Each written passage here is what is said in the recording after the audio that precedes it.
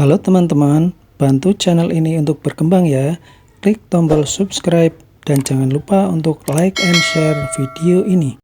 Terima kasih dan selamat mendengarkan.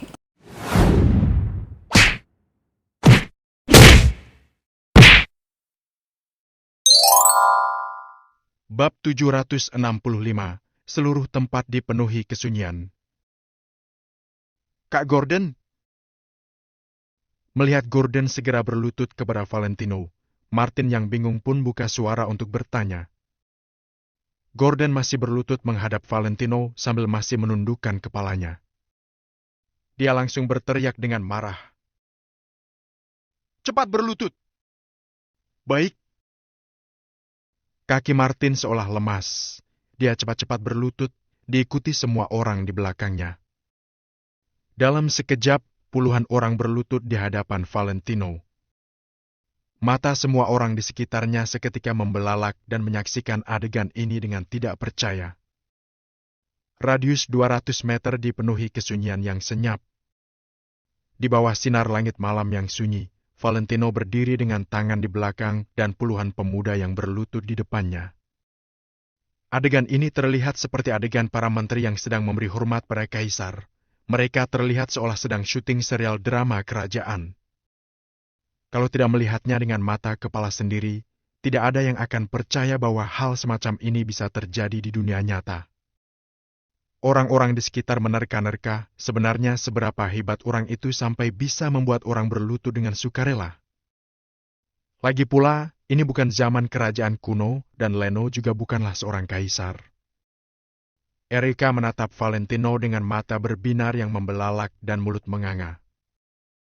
Untuk pertama kalinya, dia melihat Valentino dari atas ke bawah dengan serius. Valentino yang saat ini sedang menikmati pujaan orang-orang yang berlutut dan membungkuk di hadapannya itu pasti akan membuat siapapun yang melihatnya merasa terkejut. Di saat ini, dia pantas menyombongkan diri. Bangunlah! Lain kali kalau merekrut bawahan, buka matamu lebar-lebar. Jangan asal terima yang tidak berguna. Valentino melambaikan tangannya, lalu berbalik dan berjalan menuju mobil sentenanya. Baik, baik. Saya paham, Tuan Leno. Gordon menjawab sambil mengangguk seperti ayam yang mematuk pakan, kemudian menghela napas lega. Bahkan seorang bos kejam seperti Deska juga sangat menghormati si Leno itu. Siapapun bisa menebak bahwa siasat Leno pasti lebih kejam daripada Deska. Gordon merasa sangat lega karena Valentino tidak meminta tindak lanjut atas masalah ini. Valentino berjalan 2 langkah, lalu menoleh ke Erika dan berkata, "Kamu juga cepat pulanglah." Dia lalu masuk ke mobil dan melaju pergi. Ha! Setelah lampu belakang mobil Valentino menyala, barulah Erika perlahan tersadar. Masa Leno ini benar-benar cuma seorang anak buangan? Jangan-jangan ada informasi yang kurang dari penyelidikannya. Mobil Valentino melaju di jalan. Dia hanya mengemudi tanpa tujuan sembari memikirkan ini itu. Valentino bisa melihat dengan jelas bahwa Erika memiliki prasangka yang sangat besar terhadap dirinya. Karena itu, sepertinya rencananya untuk menjalin hubungan dengan keluarga Lowell melalui Erika tidak akan berhasil. Tampaknya, alasan dari kegagalan itu adalah karena sifatnya yang membuat Erika tidak nyaman. Sifat mereka berdua berlawanan. Erika dan Valentino sama-sama memiliki kepribadian yang arogan. Kecuali salah satu dari mereka mengalah, kalau tidak keduanya pasti akan ada konflik yang tak berujung.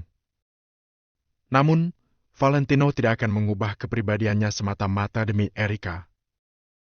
Kalau cara ini tidak berhasil, dia akan memikirkan cara lain.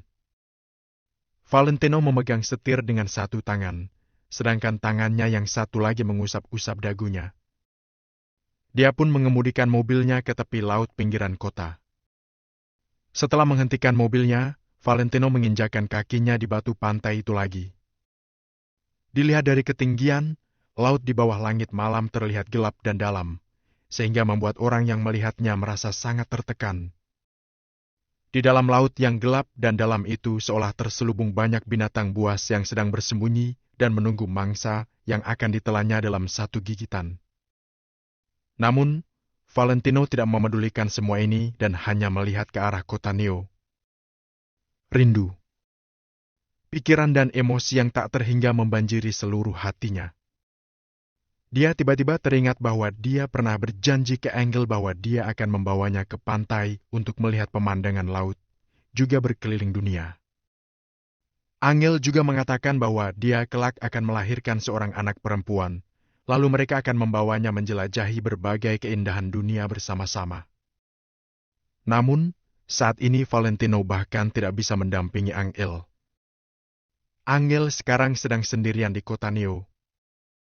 Di sisi lain, Valentino akan hidup di balik bayangan identitas palsu Leno Wijaya sambil mengenakan topeng sepanjang hari. Semua ini pemberian keluarga Wijaya kepadanya. Segalanya pemberian Timothy Wijaya kepadanya. Timothy, aku akan terus mengingat persahabatan kita. Tunggu aku. Begitu memikirkan keluarga Wijaya, Valentino agak memicingkan matanya, kilat tatapan membunuh sedingin es mengilap di matanya. Berem, berem, berem. Tiba-tiba terdengar suara deru mobil dari belakang. Detik selanjutnya, secercah cahaya yang silau menembus kegelapan malam dan terpancar tepat di punggung Valentino. Valentino tersadar dari renungannya dan perlahan menoleh untuk melihat siapa yang datang. Brak! Pintu mobil terbuka, Erika turun dan berdiri dengan memesona di samping mobil sambil menatap Valentino. Valentino agak mengernyit. Jangan bilang Erika mengikutinya ke sini. Yang tadi itu bikin aku terkejut. Erika melirik Valentino dan berkata dengan suara kecil. Aku tidak sangka kamu kenal seseorang seperti Deska. Masalah yang bahkan tidak bisa diselesaikannya berhasil diselesaikan Valentino hanya dengan satu kalimat. Hal itu benar-benar mengejutkan Erika. Valentino hanya menjawab dengan suara dan mengangguk ringan, dia tidak menjelaskan banyak-banyak. Kamu kenal orang sehebat Deska, tapi kamu masih saja kekurangan uang? Tanya Erika dengan penasaran. Tentu saja aku punya rencanaku sendiri. Jawab Valentino dengan enteng sambil menatap laut yang terbentang jauh. Erika tertegun sejenak, lalu berkata, Benar, sih? Walaupun kamu kenal sama orang-orang di sini, bukan berarti kamu itu mereka.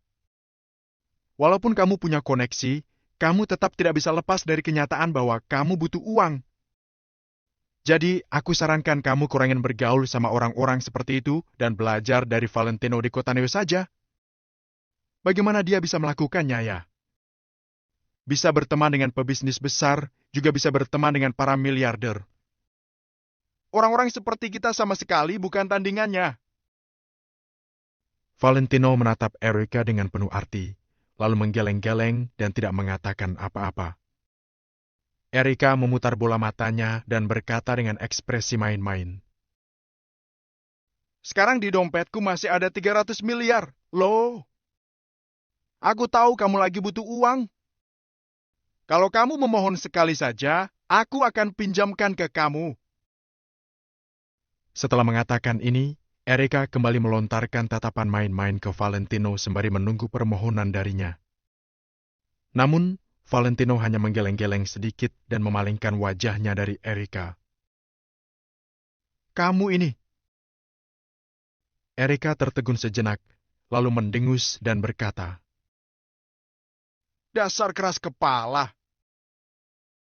Semua perkataan Erika hanya masuk kiri keluar kanan di telinga Valentino, dia hanya menatap ke kejauhan ke laut gelap di depannya. Aku sudah mau pergi, kamu tidak takut sendirian di sini? Di dunia ini ada hantu loh. Erika tersenyum bercanda dan menakut-nakuti Valentino. Katanya ada banyak juga orang yang tenggelam di pantai ini, jadi hati-hatilah. Valentino menggeleng-geleng lagi dan berkata, Takut hantu itu kelewat naif. Kalau kesempatannya datang, aku akan tunjukkan isi hati manusia. Seketika kalimat yang diucapkan Valentino ini terasa berbeda dan penuh dengan wawasan tentang dunia. Bahkan Erika pun tercengang mendengarnya. Orang yang memiliki pemahaman hidup seperti itu pasti telah mengalami berbagai rintangan hidup yang rumit, kan? Terdengar suara langkah Erika yang berjalan di belakang diikuti raungan mobil. Setelahnya, Ferrari milik Erika pun pergi. Valentino berdiri selama hampir 20 menit di tempat sebelum akhirnya menghela napas dan berbalik ke Volkswagen Sentena miliknya. Valentino masuk dan duduk di jok pengemudi. Saat dia hendak mulai menyetir, matanya tiba-tiba mengilap dan mendapati sesuatu di kap mobil. Benda itu ternyata sebuah kartu bank. Bab 766, Kota Mei. Wush! Valentino turun dari mobil, lalu berjalan ke depan dan membuka kap mobil. Setelah itu, dia mengeluarkan sebuah kartu debit. Tingkat kartu debit ini tidak termasuk rendah. Saldonya pasti sangat banyak. Di belakang kartu debit, ada selembar catatan kecil yang bertuliskan kode sandi. Valentino awalnya sempat ragu, tapi pada akhirnya dia menyimpan kartu itu ke dalam kantong. Bagaimanapun, terima kasih. Aku pasti akan membayarmu kembali. Gumam Valentino, lalu melaju pergi dari pantai. Dari kejauhan, angin dan ombak yang besar itu menghasilkan deru yang sangat keras. Suara tersebut seperti sedang memberitahu kalau akan ada kejadian yang tidak menyenangkan. Valentino memberikan kartu yang diberi Erika kepada Rhys sekali lagi. Sedangkan 100 miliar lainnya, Valentino simpan sendiri. Rhys segera memeriksa saldo kartu tersebut. Saldonya memang ada sekitar 200 miliar. Hal ini membuat Rhys kembali kaget. Dalam satu hari Valentino berhasil mendapatkan uang 200 miliar, sungguh menakjubkan. Ditambah lagi dengan 200 miliar yang dibawa Valentino kemarin. Kecepatan Valentino dalam mengumpulkan uang jauh lebih hebat daripada Rhys. Kamu tidak bisa langsung menggunakan uang ini. Setelah berpikir sejenak, Valentino mengingatkan Rhys. Tuan Valentino, tenang saja. Aku tahu, kok. Semua uang yang Tuan berikan, aku akan memutarnya dulu ke beberapa tempat baru ke tempatku. Jadi, hal ini tidak akan disadari orang lain. Jawab Rhys yang memang sudah tahu agar tidak langsung menggunakan uang itu sambil menepuk dadanya.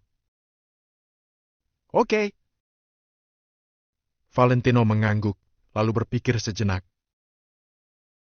Oh ya, Tuan Valentino, 2 hari lagi akan ada kesempatan untuk berbaur ke dalam sosialita kelas atas kota Vero. Tuan mau pergi tidak? Bisik Rhys. Beberapa hari ini aku tidak ada urusan. Nanti kamu beritahu aku saja. Valentino mengangguk.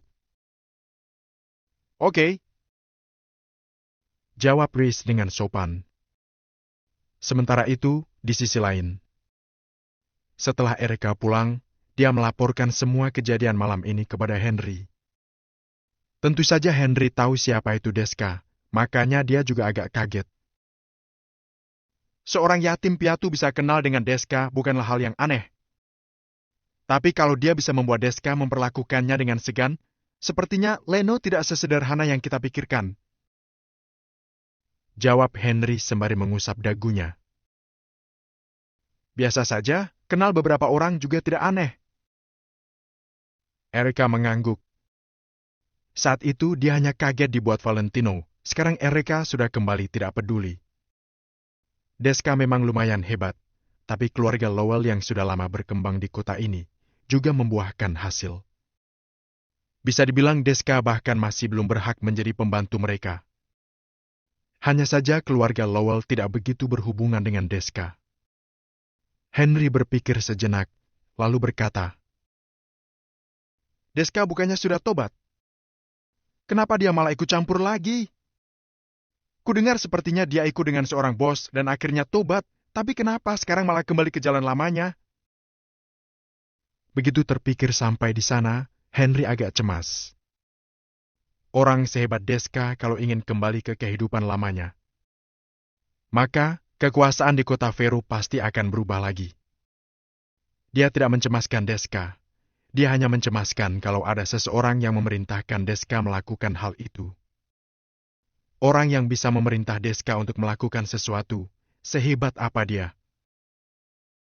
Ayah, menurut ayah, siapa bosnya si Deska? Bagaimanapun Deska termasuk orang hebat di kota Vero, kenapa dia malah mengikuti seorang bos kecil? Begitu mendengar ucapan ayahnya, Erika agak heran. Namun, Henry tidak setuju dengan ucapan Erika. Erika, kamu salah. Pemikiranmu salah. Kita tidak tahu apa yang sebenarnya terjadi antara bos kecil itu dengan Deska. Jadi kita tidak bisa langsung menilai hubungan mereka. Menurut kita, Deska hanya mengikuti seorang bos kecil yang tidak penting. Tapi menurut Deska, mungkin saja orang itu adalah penyelamatnya. Mungkin juga mereka memiliki hubungan yang sangat dekat. Sepertinya ayah pernah mendengar ketika Deska tobat pada waktu itu. Kalau tidak salah ada sesuatu yang terjadi pada keluarganya. Setelah itu, dia mendapat bantuan dari bos kecil itu. Detailnya, ayah tidak terlalu memperhatikannya dulu. Henry menjelaskan sembari berpikir kembali dan memicingkan matanya. Ayah, aku sudah paham maksud ayah. Seperti hubunganku dengan Leno, kan? Orang lain tidak tahu apa yang kami alami. Pasti mereka tidak akan mengerti kenapa aku bisa mengenali pecundang itu. Ucap Erika dengan bangga, seolah-olah dia sangat pintar. Raut wajah Henry sontak berubah masam. Dia pun berkata, ya begitulah. Lumayan masuk akal juga. Hei, Erika mengulurkan tangannya dengan gembira untuk mengambil sepotong kue. Keluarga Lowell tidak takut pada Deska, tapi orang yang berdiri di belakang Deska, siapa dia? Aku sudah pernah meminta orang untuk menyelidiki bos kecil itu. Dia lumayan hebat, tapi tidak punya akar di kota Vero. Kalau hanya dia, ayah masih tidak perlu menghiraukannya. Ujar Henry lagi. Pokoknya karena masalah Deska hari ini, si tua Bardi bilang padaku kalau kota Vero sudah akan berubah, tapi aku tidak mengerti apa maksudnya. Erika menjelaskan cerita si tua Bardi tadi kepada ayahnya sembari memegang sepotong kue. Sudah mau berubah? Henry mengernyit, lalu bergumam sendiri.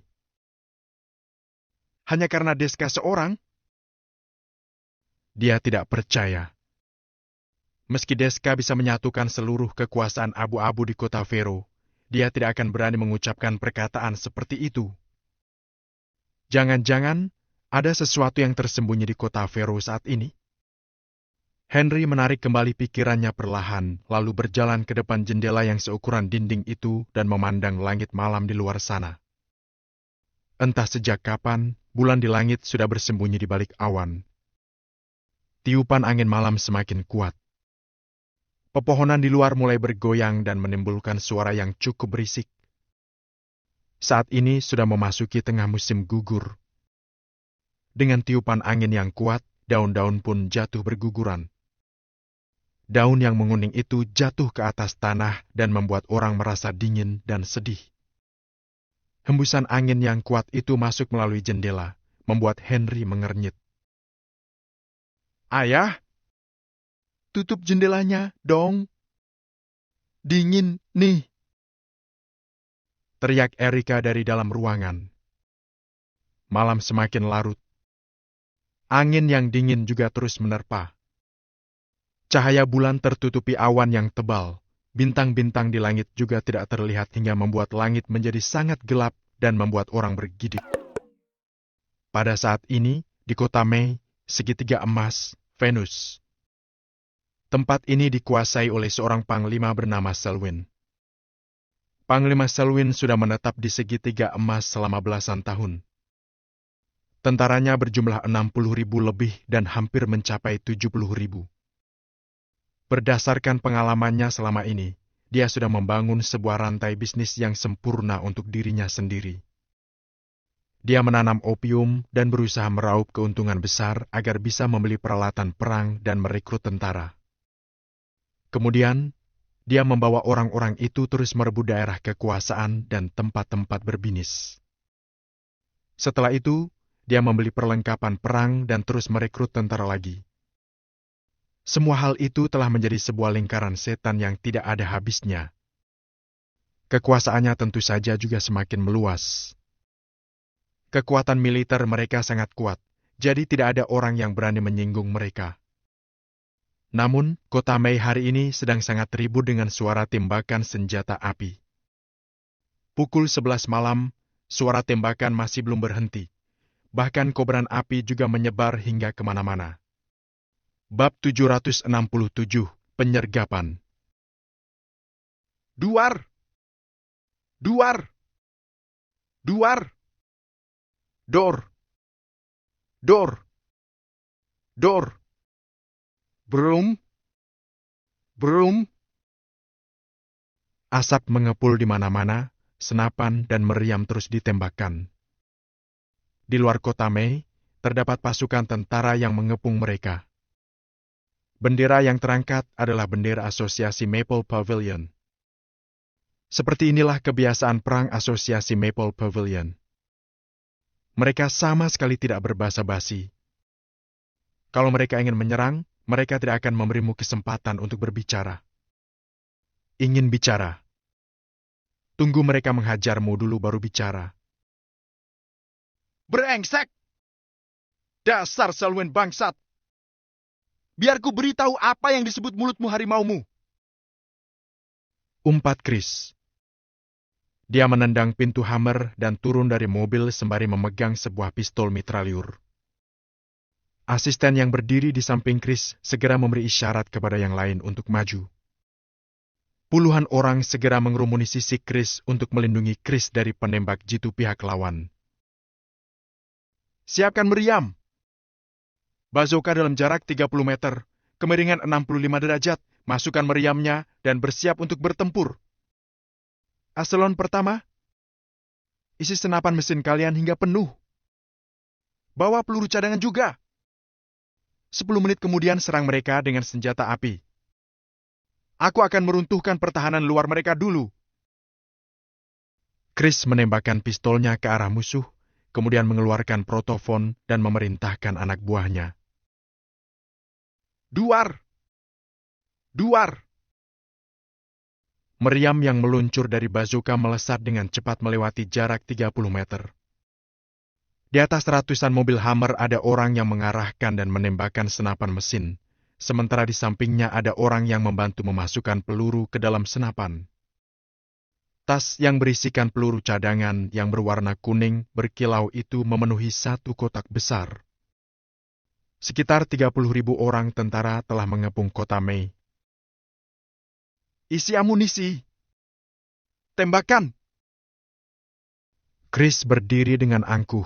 Tatapannya sedang terpaku di dalam kota Mei, kemudian memberi perintah. Jika dia bilang bertempur, maka pasti akan bertempur. Tidak ada yang namanya negosiasi. Orang itu segera mengisi meriam ke dalam bazukanya. Duar! Duar! Duar! Bazooka itu bergetar hebat dan langsung melontarkan meriam. Dalam sekejap mata, 80 meriam sedang melesat cepat ke dalam kota Mei. Duar! Bam! Duar! Suara ledakan yang bertubi-tubi membuat tanah terus bergetar hebat. Di dalam kota Mei, para tentara juga sudah mulai keluar. 10.000, 30.000 hingga 50.000. Mereka semua melompat ke dalam parit yang sudah mereka gali tadi dan mulai membalas serangan Chris dan yang lainnya. Brengsek! Semua senapan mesin harus bertahan. Dengan senjata api, kita bisa menyetarakan kekuatan kita. Perintah Chris lagi. Berem. Berem.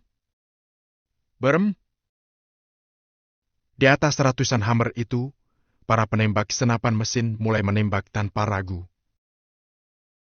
Dor! Dor! Dor! Dor! Dor! Dor! Dor!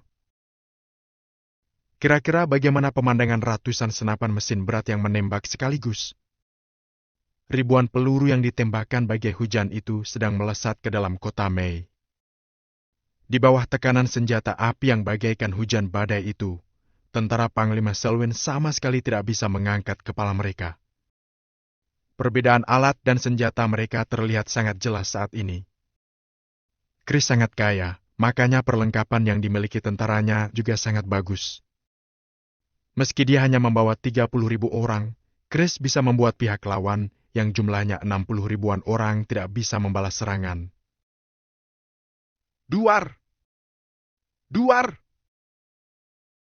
Peluru yang jumlahnya tidak terhitung itu mengenai mobil Hammer dan menimbulkan percikan api. Sedangkan tentara asosiasi Maple Pavilion sama sekali tidak bersembunyi dan hanya terus menarik pelatuk senapan. Tolak-balik dari senapan mesin berat sangatlah besar, orang biasa tidak akan mampu mengendalikannya. Bahkan tentara asosiasi Maple Pavilion yang bertubuh kekar sekalipun harus meletakkan pantat senapan ke bahu mereka sebagai penopang baru bisa mengurangi tolak-baliknya. Eselon kedua, maju. Eselon pertama segera mundur dan ganti amunisi. Senjata lainnya tetap lanjut. Jangan sampai berhenti. Ekspresi Chris sangat dingin. Dia terus memerintahkan tentaranya melalui protofon. Eselon kedua yang sudah bersiap dari tadi pun sontak menggantikan eselon pertama dan melanjutkan tugas mereka. Peluru eselon pertama baru saja habis ditembakkan, tapi karena eselon kedua segera menggantikan mereka, siklus ini terus berjalan dan tidak membiarkan pihak lawan bernapas. Tidak sampai 10 menit, kedua belah pihak sama-sama mengalami kerugian.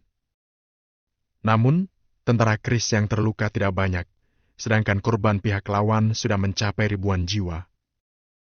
Senapan semi otomatis melawan senapan mesin berat. Bukankah itu sama saja cari mati? Pada saat ini, di salah satu rumah kota Mei, di dalam ruangan itu, ada beberapa pria berusia 30-an tahun yang bertubuh kekar sedang berjalan mondar-mandir dengan gelisah.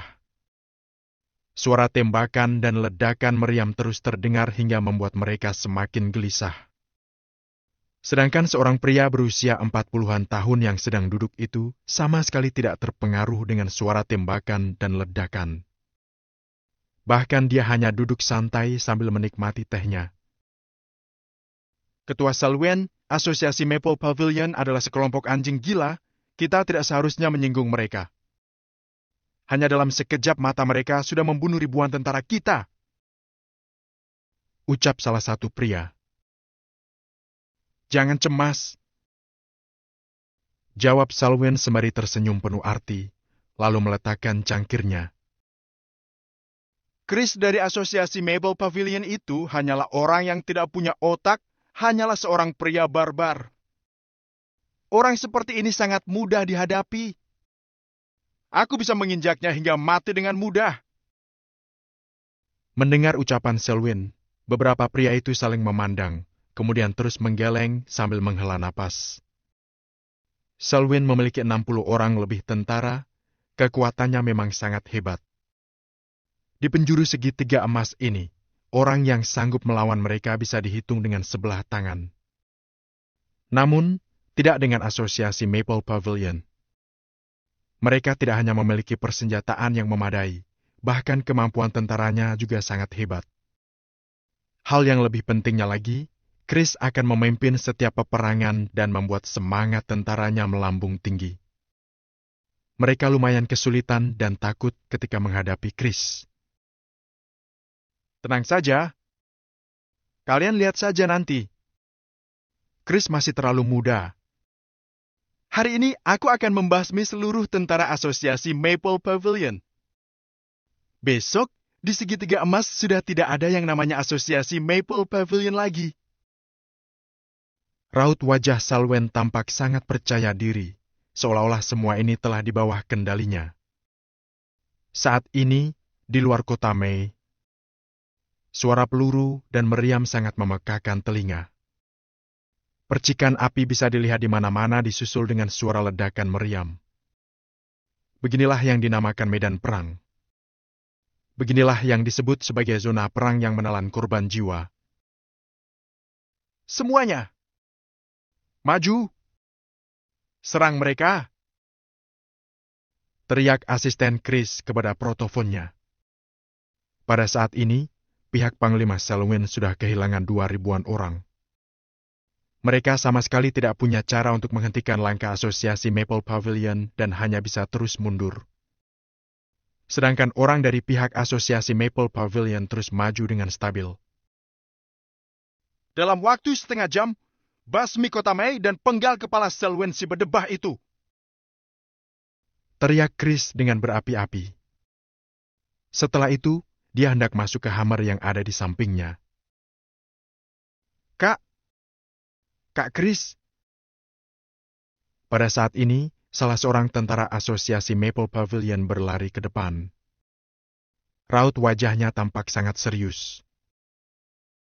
Katakanlah. Perintah Chris.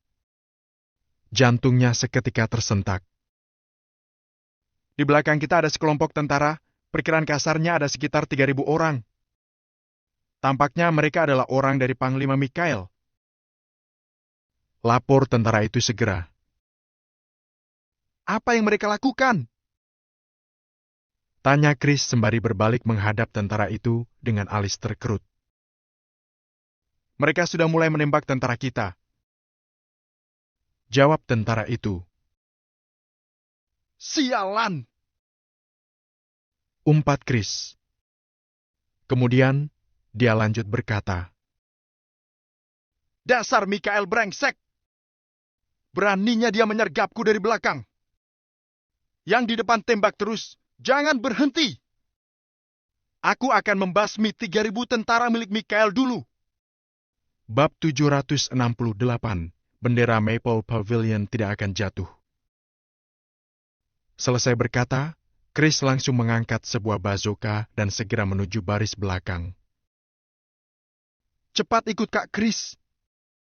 Cepat! Asistennya terus memperhatikan keamanan Chris, jadi dia segera mengutus 100 orang lebih untuk melindungi Chris. Brooke? Bazooka itu menyentuh tanah. Chris sedang memegang sebuah meriam dan berencana memasukkannya ke dalam bazooka. Shung! Tiba-tiba, terdengar suara lengkingan yang sangat tajam. Berlindung! Jantung Chris sedang berdebar keras. Dia bahkan tidak punya waktu untuk mengangkat kepalanya. Dia segera melepaskan bazooka itu dan berteriak keras. Dasar keparat!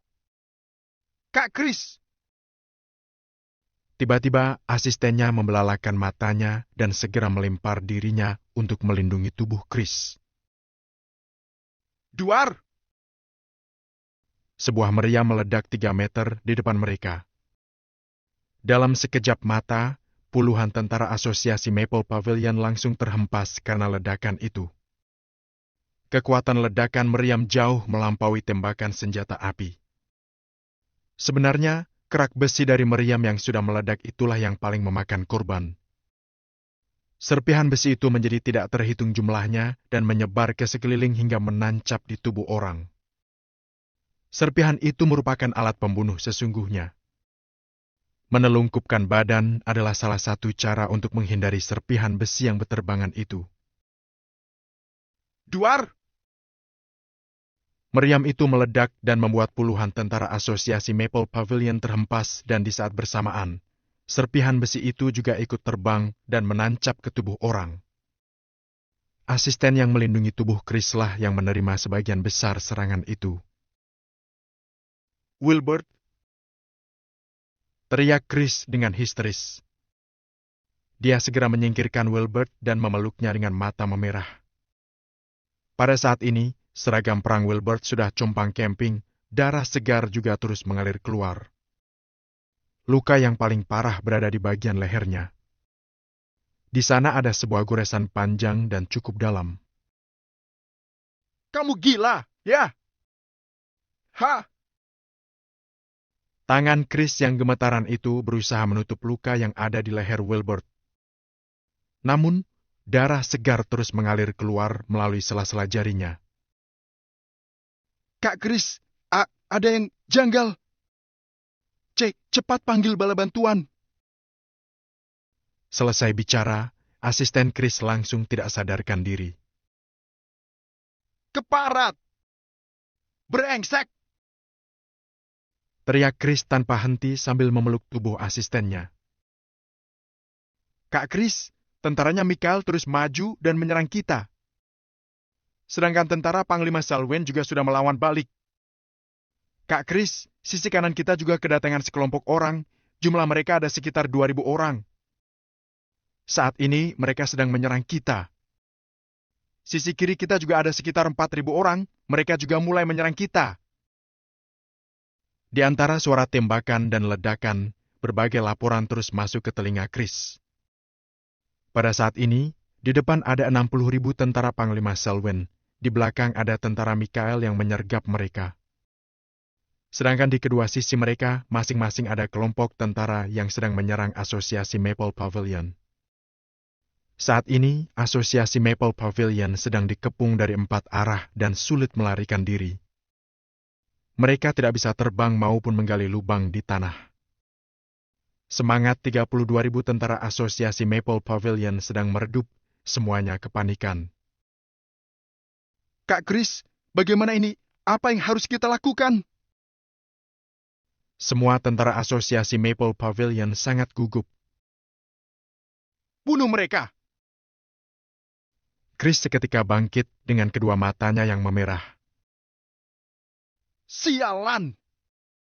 Selwyn ingin membunuhku. Setidaknya aku juga harus bisa menghajarnya. Semua tentara Maple Pavilion. Ingatlah demi siapa kalian berperang.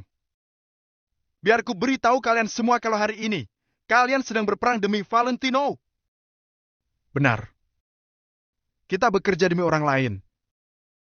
Tapi kalian harus ingat, orang itu tidak akan membiarkan satu orang pun mati sia-sia. Asosiasi Maple Pavilion rela mati terhormat. Teriak Chris sambil merebut bendera asosiasi Maple Pavilion dan mengayunkannya dengan kuat. Asosiasi Maple Pavilion rela mati berusaha daripada melarikan diri. Hanya dengan perkataan Chris, semangat tentara kembali melambung tinggi. Ikuti aku. Tempelkan punggung kalian dengan punggung orang lain. Kita akan bertarung hingga akhir. Setelah peluru habis, aku akan bertarung bersama kalian menggunakan pedang. Dasar sialan! Kalau mati, aku akan tetap menemani kalian. Jangan takut. Ingat, tempelkan punggung kalian dengan punggung orang lain. Orang yang berada di belakang kalian adalah saudara perjuangan kalian. Chris mengambil sebuah bazooka, lalu mengangkat dan menopangnya dengan bahu. Tangannya yang kekar itu mengangkat meriamnya, kemudian segera berlari ke depan. Duar! Kebum! Dor, dor, dor, dor! Peperangan yang sungguh sadis kini kembali dihempaskan ke kota May. Darah segar, pembantaian, usaha melawan balik yang sia-sia. Chris membawa 30.000 tentara asosiasi Maple Pavilion menghadapi musuh yang mengepung mereka dari 4 arah. Sialan! Lihatlah baik-baik, pokoknya bendera Maple Pavilion tidak boleh jatuh. Tidak ada yang boleh mundur. Teriak Chris dengan lantang, kemudian menyerahkan benderanya kepada seseorang dan melontarkan meriam. Duar! Chris baru saja maju 2 langkah, tapi orang yang baru memegang bendera tadi sudah tertembak. Orang itu terkapar karena terluka parah, bendera Maple Pavilion pun miring. Chris menghentikan langkahnya, kemudian menggertakkan giginya dan terus berjalan tanpa menoleh ke belakang. Bendera Maple Pavilion tidak boleh jatuh. Teriak salah satu tentara. Dia maju dan mengangkat bendera itu dengan mata memerah sambil mengayunkan bendera Maple Pavilion. Namun, pihak lawan sepertinya sedang menargetkan orang yang memegang bendera. Siapapun yang memegang bendera, maka akan ditembak musuh. Namun, tidak ada yang takut. Tentara asosiasi Maple Pavilion segera bergantian memegang bendera begitu ada yang tertembak. Bendera itu bagaikan sebuah harapan yang dioper dari satu tangan ke tangan lain. Berdiri dengan bangga dan tidak tumbang meski diserang. Dilihat dari kejauhan, area sekitar kota May dalam belasan kilometer sedang kebakaran. Asap juga terus mengepul. Kelompok tentara yang berasal dari segala arah itu telah mengepung asosiasi Maple Pavilion. Peluru terus ditembakkan seolah-olah mereka tidak perlu membelinya. Dengan bantuan api dari meriam, mereka bisa melihat ada banyak orang yang sedang terjebak di tengah. Bendera asosiasi Maple Pavilion terus jatuh miring menit demi menit. Namun, benderanya tidak pernah terjatuh karena tetap ada yang memegang benderanya dan mengangkatnya dengan tinggi. Pada akhirnya, bendera tersebut terjatuh dan menghilang dari pandangan semua orang. Saat ini, semua senjata api mendadak berhenti dan hanya tersisa angin dingin yang bertiup di medan perang. Sama sekali tidak ada pergerakan apapun. Bendera sudah jatuh. Apakah harapan asosiasi Maple Pavilion sudah sirna? Tidak. Semua itu hanya sementara saja. Tidak sampai 10 detik, bendera Maple Pavilion kembali terangkat dengan susah payah. Bendera Maple Pavilion tidak boleh jatuh, teriak salah seorang pemuda. Di tangannya ada pistol mitralyur yang terus menembak musuh. Teriakan lantangnya bagaikan petir yang menguncang bumi dan membangunkan semangat tentara lainnya. Dor, dor, dor, dor, dor. Dalam sekejap mata, suara tembakan dan ledakan kembali terdengar. Pria sejati tidak takut mati. Tentara yang memakai baju pelindung sedang mengayunkan pedang dan menembakkan senapan demi memenangkan peperangan. Bendera tidak boleh jatuh. Mati pun tidak boleh menyerah. Waktu berjalan dengan cepat. Setiap kali waktu berlalu begitu saja tanpa disadari. Dalam sekejap mata, 2 hari sudah berlalu. Waktu 2 hari tidak termasuk lama, tapi banyak hal yang telah terjadi. Dalam 2 hari ini, Valentino sibuk mengurus masalah mengenai kota Vero. Rencana bisnis Reis sudah mulai berhasil dan mulai meluas. Pada saat ini, Reis Real Estate tampaknya masih sama seperti dulunya, hanya sebuah perusahaan kecil di kota Vero. Karena semua yang dia lakukan belakangan ini, semuanya demi mengumpulkan kekuatan. Dia sedang mengumpulkan kekuatan untuk grup Promise. Bab 769, menguntit. Banyak perusahaan kecil yang diakuisisi oleh Reis Real Estate sudah dibagi-bagi menjadi anak perusahaan grup Promise. Hanya saja ini semua dijalankan secara diam-diam. Kalau mengumpulkan perusahaan-perusahaan kecil dari berbagai bidang ini menjadi satu, kumpulan itu juga akan menjadi sebuah kekuatan yang luar biasa. Namun, semua ini masih jauh dari janji yang diberikan Valentino pada Angel. Kekuatan grup Promise saat ini masih jauh dari cukup kalau ingin terkenal dari kota Vero hingga ke kota Neo. Maka dari itu, permasalahan modal tetap harus diselesaikan. Hanya dengan memiliki modal awal yang cukup, barulah bisa berkembang lebih cepat. Kalau tidak, meski tahu bahwa sebuah proyek bisa mendatangkan untung banyak, tetap tidak akan bisa tanpa adanya modal untuk berinvestasi. Dengan adanya informasi dari Danu, ditambah dengan latar belakang Deska yang pernah berkecimpung di dunia mafia, banyak hal bisa dilakukan dengan mudah. Itu sebabnya grup Promise memperluas jangkauannya dengan gila-gilaan. Banyak area yang sedang ditelan oleh grup Promise secara perlahan. Hari ini, Reis menemui Valentino. Tuan Valentino, nanti malam ada sebuah pesta koktail di kapal pesiar. Sebenarnya ini adalah sebuah pesta penilaian barang antik, hanya saja tempat resepsinya di atas kapal pesiar, kata Reis tanpa basa-basi. Apa yang bisa diberikan tempat ini untuk kita? Tanya Valentino. Segala yang dia lakukan sekarang ini selalu didasari tujuan yang sangat jelas. Kalau ada keuntungan, baru dia kerjakan. Kalau tidak ada, akan dia lewatkan. Sikapnya sangat realistis. Kita bisa membangun lebih banyak relasi sehingga bisa masuk ke dalam lingkaran sosialita Kota Vero. Karena yang akan hadir hari ini adalah tokoh-tokoh penting dari Kota Vero. Kalau beruntung, kita bisa diajak masuk ke perhimpunan barang antik Kota Vero. Hal itu tentu saja akan sangat membantu perkembangan kita ke depan. Rhys menjelaskan semua kondisi yang ada kepada Valentino. Oke, kita coba pergi saja. Setelah Valentino berpikir beberapa saat, dia mengiyakan. Memang sangat diperlukan untuk masuk ke dalam kalangan sosialita Kota Vero. Waktu itu, dia sudah berjanji pada Engel untuk pulang ke kota Neo dalam 20 hari. Sedangkan saat ini sudah lewat 1 minggu, tapi grup Promise belum benar-benar terkenal di seantero Kota Vero. Waktu sudah sangat mendesak. Namun, Valentino juga paham kalau segala hal memerlukan sebuah proses. Tidak bisa langsung tercapai begitu saja. Jadi, dia tetap harus maju perlahan sesuai aturan. Setelah meninggalkan kantor Rice Real Estate, Valentino menerima telepon dari Erica. Halo, Leno? Begitu telepon tersambung, suara Erica yang terburu-buru langsung terdengar. Valentino terpaku sejenak sebelum menjawab.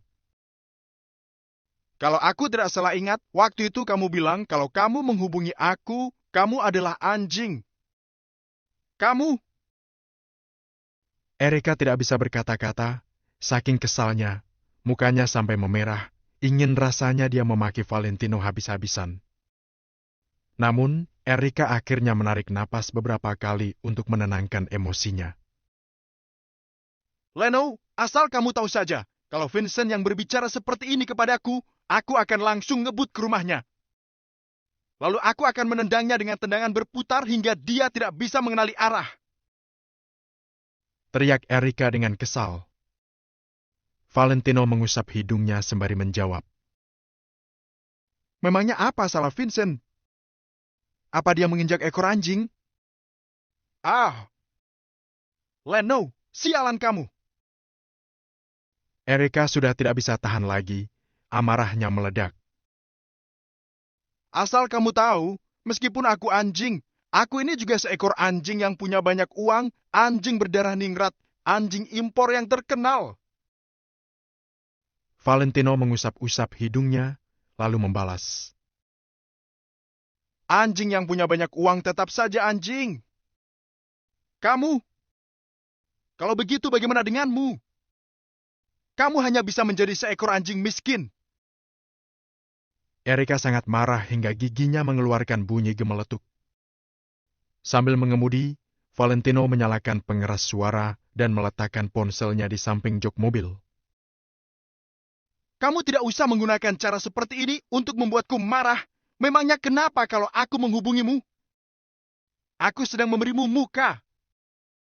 Malam ini kamu ada waktu tidak? Tanya Erica. Tidak ada. Valentino membelokkan mobilnya ke arah pusat kebugaran Staple Lawn. Aku akan memberimu 60 miliar. 1 triliun juga boleh, asalkan kamu jadi pengawalku. Erica kembali mengeluarkan jurus pamungkasnya. Namun, kali ini tidak berguna. Malam ini aku ada urusan, tidak bisa pergi. Selesai bicara, Valentino segera mengambil ponsel dan bersiap memutuskan panggilan. Erica mendengus sembari berkata dengan angkuh. Apa kamu bilang? Kamu tahu tidak ada berapa banyak tuan muda konglomerat yang ingin mengajakku pergi. Kamu seharusnya merasa terhormat karena bisa diajak olehku. Kalau begitu, kamu pergi saja dengan para tuan muda konglomerat itu.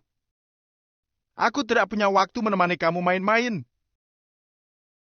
Selesai bicara, Valentino menutup telepon dengan tegas.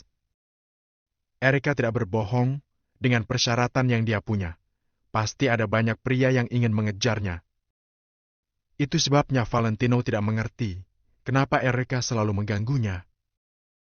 Apa hanya karena namanya yang sekarang ini memiliki marga yang sama dengan Valentino, sama-sama bermarga Wijaya? Valentino menggelengkan kepala, lalu mengemudi ke arah pusat kebugaran Staple Lawn. Barusan Danu mengirim pesan bahwa dia ada urusan mencari Valentino di rumah Erika. Brak! Brak! Disertai dengan sebuah suara nyaring, ponsel seharga 20 juta lebih itu hancur berantakan. Ponsel model terbaru milik Erika ini tetap tidak bisa terhindar dari nasib dibanting hingga hancur berkeping-keping. Leno Wijaya! Kalau aku masih berbicara lagi denganmu, aku adalah anjing! Anjing! Terdengar suara Erika yang menusuk telinga di seluruh penjuru villa. Para pembantu yang ada di rumah bergidik ketakutan. Mereka takut menyinggung nona besar yang keras kepala ini. Kamu pikir dengan mengenal seorang Deska, kamu jadi bisa bertindak semaunya? Kalau kamu menganggap ini sebagai peluangmu, maka kamu terlalu naif. Erika duduk di kamarnya dengan menahan kekesalan di hati. Tadinya dia sudah mulai mengubah pandangannya terhadap Valentino, tapi sekarang pandangannya itu kembali berubah menjadi jelek lagi. Di dalam kantor pusat kebugaran Staple Lawn. Kak Valentino, ada yang menguntitmu. Kata-kata pertama Danu membuat Valentino terhenyak. Saat ini, jaringan informasi Danu sudah menyebar ke banyak tempat, informasi yang dikumpulkan juga lebih sensitif. Jadi, jika dia berkata seperti itu, maka itu sudah pasti adalah hal yang sudah terjadi. Ditambah lagi, kalau informasi ini tidak tepat, Danu tidak akan memberitahunya. Valentino terus memutar otaknya, siapa yang akan menguntitnya? Anak buah Timothy? Tidak mungkin. Anak buah Timothy sama sekali tidak akan menghabiskan waktu untuk menguntit dirinya. Mereka pasti akan mencari kesempatan secara diam-diam dan langsung membunuhnya. Kalau begitu, siapa sebenarnya yang menguntitnya? Siapa orangnya? Bisa diselidiki tidak? Valentino mengernyit, dia sedikit menyalahkan diri sendiri. Akhir-akhir ini dia terlalu santai. Dia kira dengan adanya topeng, dia bisa berbuat semaunya. Itu sebabnya dia mengurangi tingkat kewaspadaannya tanpa sadar. Sekarang ini ada yang menguntitnya, tapi dia bisa tidak sadar. Ini merupakan sebuah kesalahan yang mematikan. Aku sudah mengutus orang untuk memeriksa, tapi tidak ada arah yang pasti, jadi orang kita juga tidak berani terlalu dekat. Kak Valentino, kamu juga tahu, jaringan informasi kita saling terkait, kalau ada satu yang terganggu, maka semuanya akan terpengaruh juga. Walau terbongkar hanya sedikit saja, ada kemungkinan akan terbongkar semua. Kata Danu sambil menganggukkan kepala. Bab 770, bunuh Leno. Valentino mengetahui dampaknya, dia pun berkata sambil mengangguk. Apakah keluarga Lowell? Erika sudah mengetahui identitasku di kota Vero.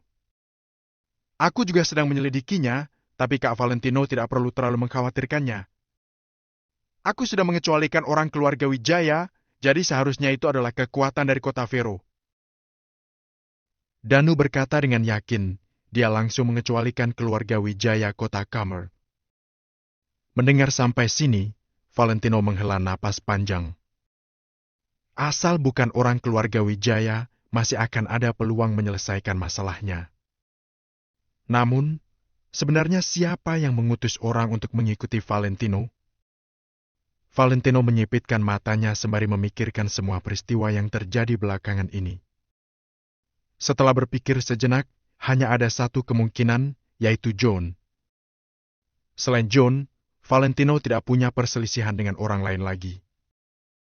Valentino sama sekali tidak terpikir akan Wendy dan teman-temannya yang disinggungnya di zona pengembangan pinggir kota.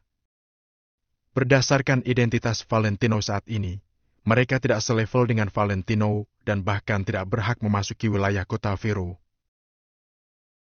Ada grup Yamandar di distrik Heaven, kamu fokus saja untuk menyelidiki mereka.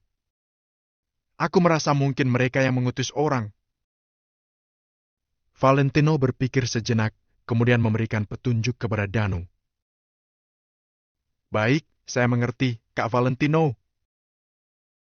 Danu menanggapi, kemudian bertanya, Apakah saya perlu menyuruh Kak Kasman untuk menyingkirkan orang yang mengikutimu?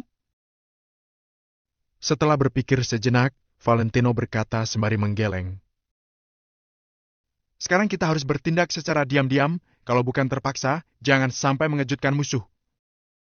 Tidak masalah kalau mereka mengikutiku. Aku hanya berhubungan dengan kamu dan Pak Eri. Hal lainnya diatur oleh kalian, mereka tidak akan menyadari apapun. Baik, ujar Danu sembari mengangguk. Setelah itu, Danu melaporkan peristiwa mengenai Deska. Sekarang Danu dan Rhys adalah tangan kanan Valentino. Dalam segi bisnis, Rhys membantu Valentino mengembangkannya. Sementara Danu mengembangkan dan mengendalikan intelijen, kekuasaan gelap, dan beberapa masalah inti. Sekarang Valentino sudah tidak perlu bertindak secara langsung lagi, melainkan hanya perlu berhubungan dengan mereka berdua. Setelah membahas semuanya, Valentino bertanya pada Danu sembari tersenyum.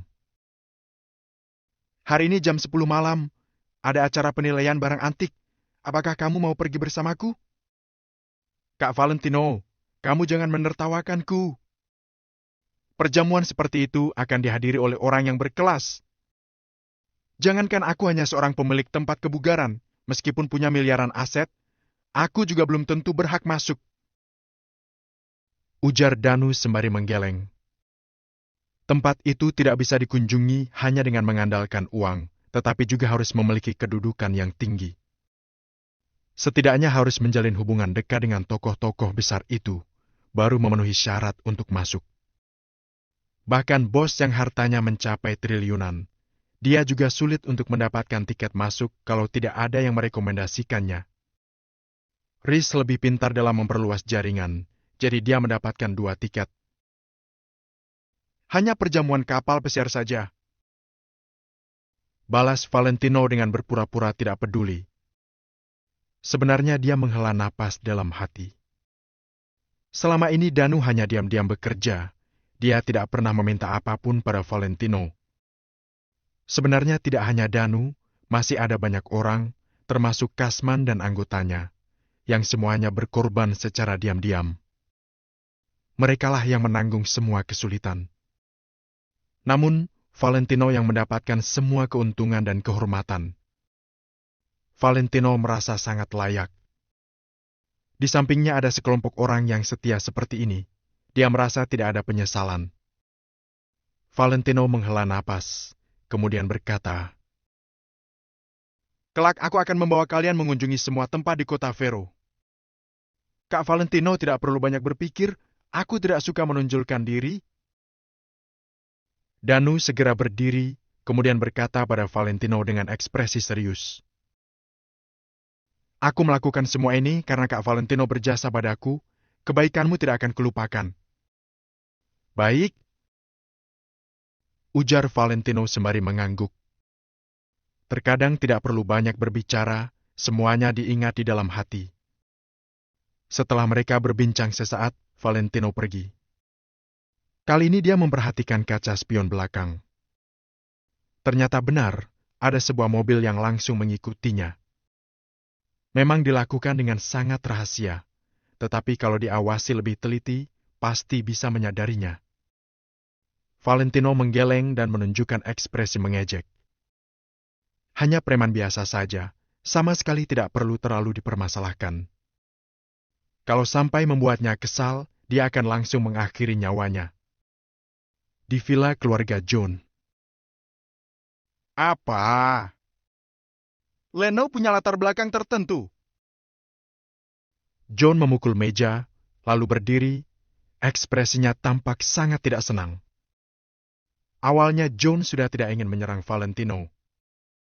Dia merasa dia adalah tuan pertama grup Yamandar, jadi tidak perlu membuang-buang waktu di tempat Leno yang tidak berguna.